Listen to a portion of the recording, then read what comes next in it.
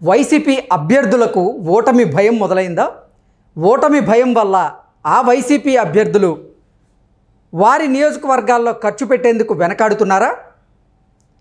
ఓటమి భయంతో ఖర్చు పెట్టేందుకు వెనకాడుతున్న ఆ 20 మంది వైసీపీ అభ్యర్థులకు జగన్మోహన్ రెడ్డి వార్నింగ్ ఇచ్చారా అంటే అవుననే సమాధానం ఇస్తున్నారు కొంతమంది రాజకీయ విశ్లేషకులు.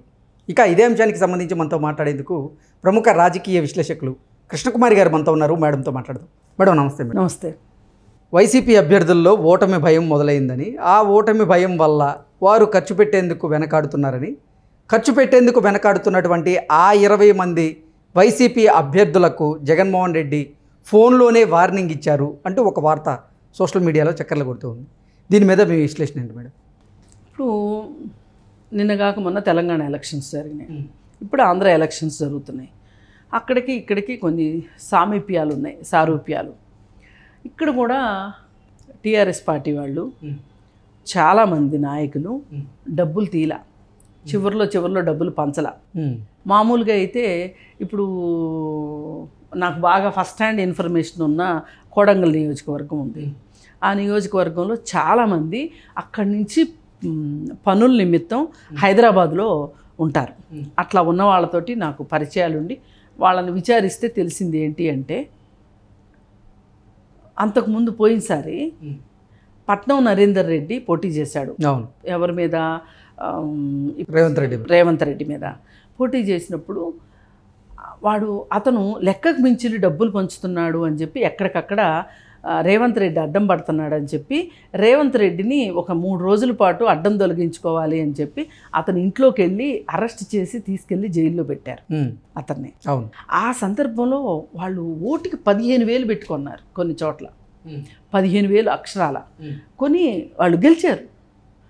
అయితే ఈసారి మట్టుకు అలాంటి ప్రయత్నాలు చేయకపోగా అక్కడ వాళ్ళందరూ హైదరాబాద్లో ఉంటారని తెలుసు.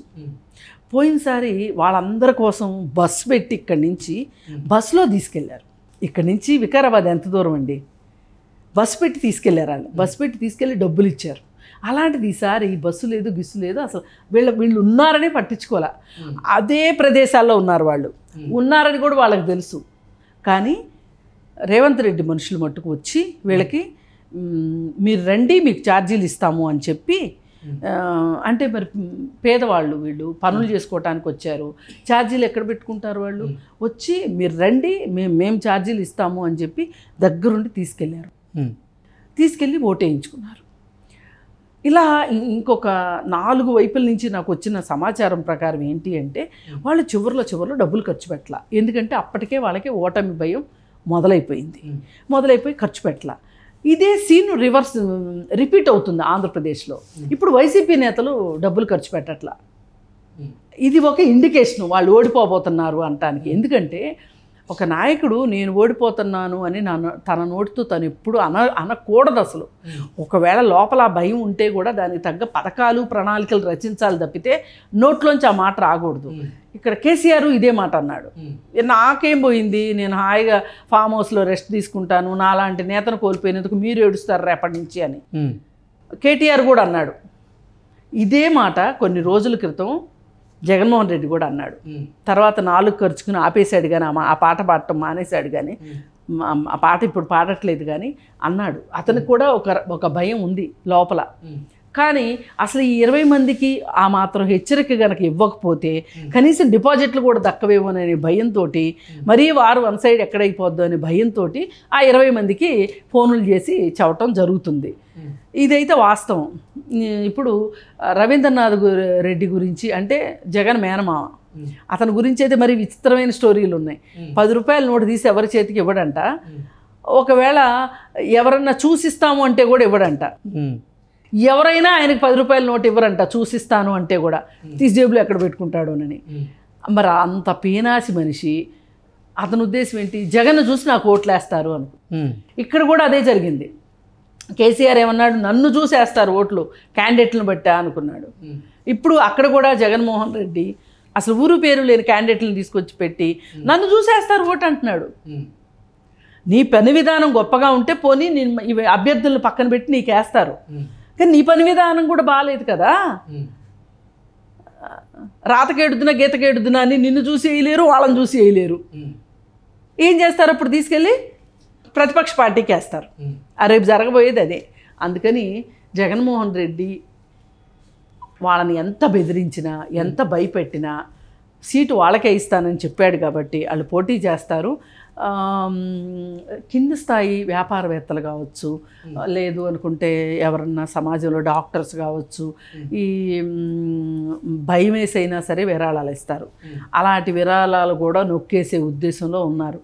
రేపొద్దున అధికారం రాకపోతే మనకి ఎంతో కొంత ఎలాగూ సంపాదించుకోలేము. రేపు ఈ డబ్బులు ఉంటాయి, మళ్ళీ రాజకీయాలు చేసుకుంటానికైనా డబ్బులు ఉండాలి అని విరాళాల రూపంలో వచ్చినవి కూడా నొక్కేయడానికి సిద్ధమయ్యారు అనేది ఇప్పుడు అక్కడి నుంచి వస్తున్న వార్తల్లో సారాంశం.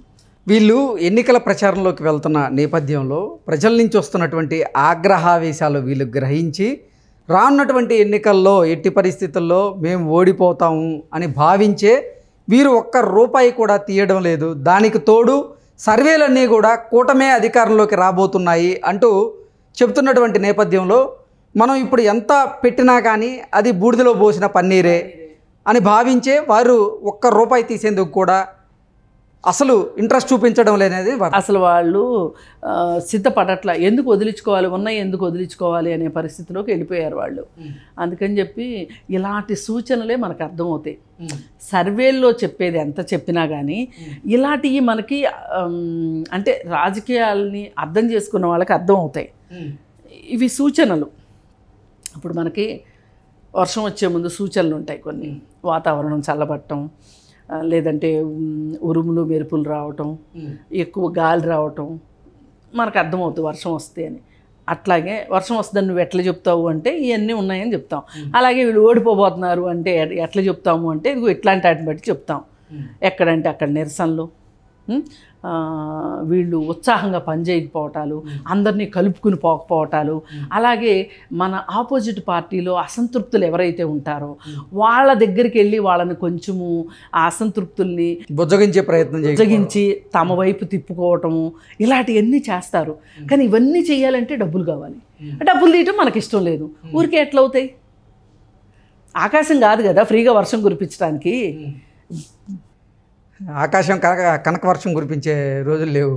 అసలు వర్షమైనా ఆకాశం కాబట్టి ఫ్రీగా కురిపిస్తుంది వర్షం మనకి. వీళ్ళందరూ ఎందుకు వస్తారు?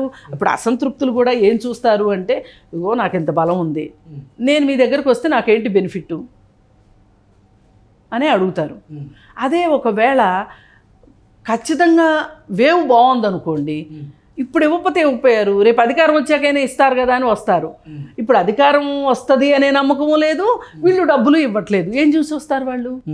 ఉన్న చోటే ఉంటే పోలా, 4 రోజులు ఏడ్చి మొత్తుకున్నా కానీ ఏదో పని జరుగుద్ది కదా ఎల్లుండు అనే ఉద్దేశంలో ఉన్నారు. ఇప్పుడు ఆలగడ్డలో అదే పరిస్థితి.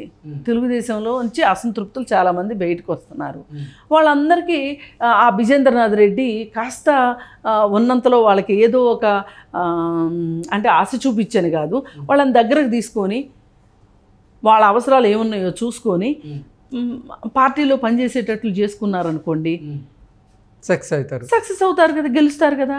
కానీ వాళ్ళు గెలుస్తామని నమ్మకం లేదు, అందుకే ఏమీ చేయట్లేదు. మేడం, ఆ 20 మంది ఎవరంటే ఏం చెప్తారు? ఇప్పుడు రవీంద్రనాథ్ రెడ్డి గురించి మాట్లాడుకున్నాము, మేడా మల్లికార్జున రెడ్డి, విజేంద్రనాథ్ రెడ్డి గురించి మాట్లాడుకున్నాము, అకేపాటి గురించి ఇట్లా ఉన్నారు. అసలు ఇప్పుడు మీకు ఏం అక్కర్లే, ఇంకో 4 రోజులు పోతే ఇంకా వస్తాయి బయటికి. లిస్ట్ ఇంకా పెరిగిద్ది అంటారా? ఇంకా పెరుగుద్ది. అసలు నాకు తెలిసిన మైలవరం సీట్ అయితే మటుకు అసలు పక్క ఊరికి దారి తెలియని అతనికి ఇచ్చారు. అతను జెడ్పీటీసీ అంటే కానీ ఏదో వ్యవసాయం చేసుకుంటా ఉంటా అంటే అతనికి ఏమీ తెలియదు, అతనికి ఇచ్చారు. ఇప్పుడు రేపు పొద్దున ఏమంటారంటే క్యాండిడేట్ మీద దోసేయచ్చు ఓడిపోతే. ఓకే, క్యాండిడేట్ మీద దోసేయచ్చు ఈజీగా. అంటే పక్కోడికి గెలుపుకి వీళ్ళే ఏమంటారు పరదాలు పరిచినట్టు అయింది. Okay madam, thank you.